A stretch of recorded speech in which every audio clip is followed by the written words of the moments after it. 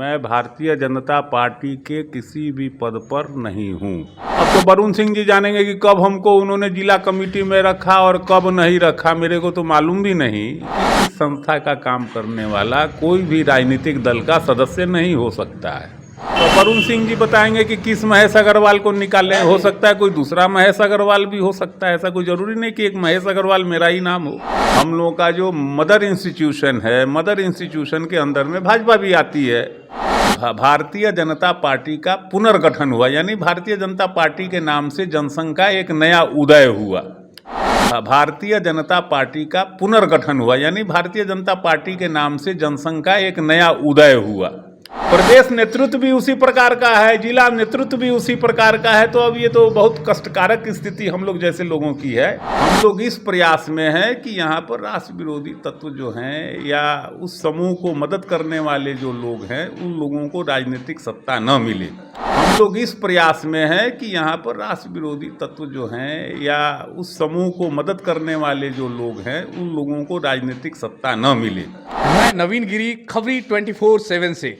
सीमा जागरण मंच के प्रदेश अध्यक्ष महेश अग्रवाल, जो जाने माने चेहरे हैं रक्सौल के, कुछ एक बातें आई हैं सोशल मीडिया पे, उसके विषय में उनसे बात करने आए हैं। भारतीय जनता पार्टी आपको अपने जो उसमें आप सदस्यता है आपको उससे बर्खास्त किया है करके एक लेटर वायरल हो रहा है, उसके विषय में आप बताइए। ऐसा है, मैं भारतीय जनता पार्टी के किसी भी पद पर नहीं हूँ।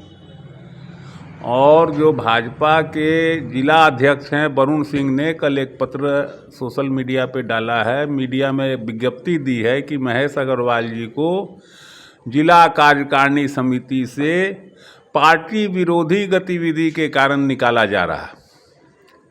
अब तो वरुण सिंह जी जानेंगे कि कब हमको उन्होंने जिला कमेटी में रखा और कब नहीं रखा। मेरे को तो मालूम भी नहीं। और एक बात और मैं स्पष्ट रूप से कह देना चाहता हूँ, मैं सीमा जागरण मंच का स्टेट प्रेसिडेंट हूँ। बिहार के 7 जिले हमारा कार्यक्षेत्र है। उन 7 जिलों में 21 विधानसभा का कार्यक्षेत्र हमारा बनता है। और सीमा जागरण मंच जो है एक नॉन प्रॉफिट ऑर्गेनाइजेशन है, सामाजिक संस्था है। और हम लोगों का एक विधान है कि इस संस्था का काम करने वाला कोई भी राजनीतिक दल का सदस्य नहीं हो सकता है। तो वरुण सिंह जी ने अगर रखा भी होगा तो कोई सूचना नहीं है, मैं उसी समय उसको डिनाई कर देता कि भाई मैं नहीं रह सकता हूँ। लेकिन जब सूचना ही नहीं है और मैं था ही नहीं, तो वरुण सिंह जी बताएंगे कि किस महेश अग्रवाल को निकालें। हो सकता है कोई दूसरा महेश अग्रवाल भी हो सकता है, ऐसा कोई जरूरी नहीं कि एक महेश अग्रवाल मेरा ही नाम हो। नहीं, रक्सौल की जहां तक बात है एक ही महेश अग्रवाल है, दूसरा तो कोई नहीं है। अब वो वरुण सिंह के लिस्ट में कहीं होगा कोई दूसरा महेश अग्रवाल, तो वरुण सिंह जी से आप पूछ लीजिए किस महेश अग्रवाल को निकाले हैं। जी, आप भाजपा के एक्टिव मेंबर रहे हैं, ये तो आप मानते हैं? ऐसा है, हम लोग एक ही बट वृक्ष के अलग अलग हम लोग संस्थाओं के कार्यकर्ता हैं। हम लोगों का जो मदर इंस्टीट्यूशन है, मदर इंस्टीट्यूशन के अंदर में भाजपा भी आती है। तो हम लोगों का कोऑर्डिनेशन होता है और हम लोग एक दूसरे को सहयोग करते हैं। तो जनसंघ के ज़माने से 1975 से मैं संघ का स्वयंसेवक रहा। उस समय जनसंघ था, मैं क्लास 9 का विद्यार्थी था। उस समय तो जनसंघ का झंडा 80 में जब भाजपा फिर हुई, 80 के पहले 1977 तक जनसंघ था। 77 में जनता पार्टी का जब गठन हुआ, उसमें जनसंघ का विलय कर दिया गया। और 77 में मोरारजी देसाई की सरकार बनी, 80 तक वो सरकार चली। उसके बाद फिर भारतीय जनता पार्टी का पुनर्गठन हुआ, यानी भारतीय जनता पार्टी के नाम से जनसंघ का एक नया उदय हुआ।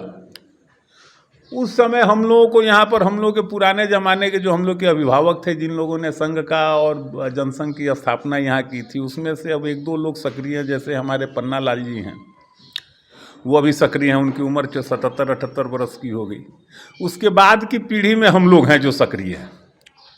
तो हम लोगों ने इस पौधे को इसलिए सींच कर यहाँ तक नहीं लाए थे कि ऐसे लोगों का वर्चस्व भाजपा में होगा, ऐसे लोग भी पदाधिकारी होंगे जिनको न संगठन चलाने का ज्ञान हो, न उनको कोई ज्ञान हो कि कैसे लोगों को जोड़ा जाए।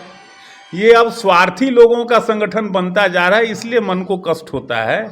अगर इस तरह के स्वार्थी लोग नहीं होते तो शायद आज जो परिस्थिति रक्सौल विधानसभा की बनी हुई है, एक विरोधाभास बना हुआ है, जनता यहाँ पर एक किंग कर्तव्य विमूढ़ है, उस परिस्थिति का निर्माण नहीं होता। प्रदेश नेतृत्व भी उसी प्रकार का है, जिला नेतृत्व भी उसी प्रकार का है, तो अब ये तो बहुत कष्टकारक स्थिति हम लोग जैसे लोगों की है।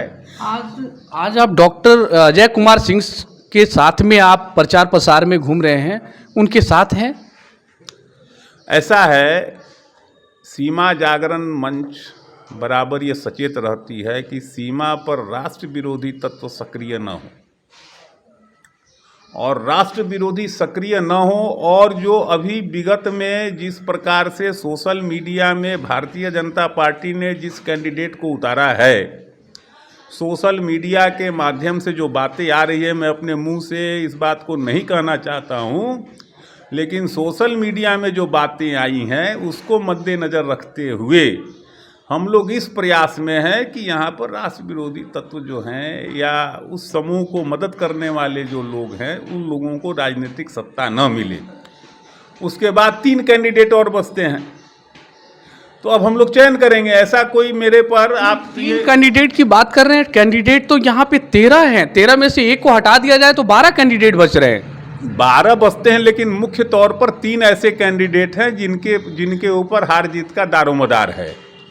बाकी जो 9 और कैंडिडेट बचते हैं वो कहीं भी लड़ाई में दिखाई नहीं दे रहे हैं। तो अभी चुनाव में समय है, मैं किसी कैंडिडेट का भी समर्थन नहीं कर रहा हूं। समय पर जो कैंडिडेट जीतेगा, जिससे कि राष्ट्रीय सुरक्षा और अस्मिता पर सवाल न उठे, वैसे कैंडिडेट को हम लोग मदद करेंगे, वैसे लोगों को निकालने का प्रयास करेंगे। और ये कहाँ तक जायज़ है, जो संजय जायसवाल प्रदेश अध्यक्ष जी आए थे, भाषण के दौरान उन्होंने ये बोला था कि जो कमल पे आएगा वही रक्सौल पे राज करेगा, ये कहाँ तक सर? अब ये तो उनका गुमान बोल रहा है। राजनीति जो है सेवा के लिए की जाती है, राज करने के लिए। राज तो करने वाले चले गए, कितने प्रिंसली स्टेट्स थे, बेतिया स्टेट, दरभंगा स्टेट, ये लोग राज करते थे, तो सब गायब हो गए। और इस तरह की भाषा प्रयोग करने वालों का भी पतन हो जाएगा। जनता मालिक है। अब ये कोई सोचे कि राज कर लेंगे, तो अब राज गए, अब राज में ही रह जाएगा। और ये भाषा बहुत गलत प्रयोग की गई है, इसका मैं विरोध करता हूँ, इसकी मैं मजम्मत करता हूँ। इन तमाम बातों के साथ मैं नवीन गिरी, खबरी 24/7 से।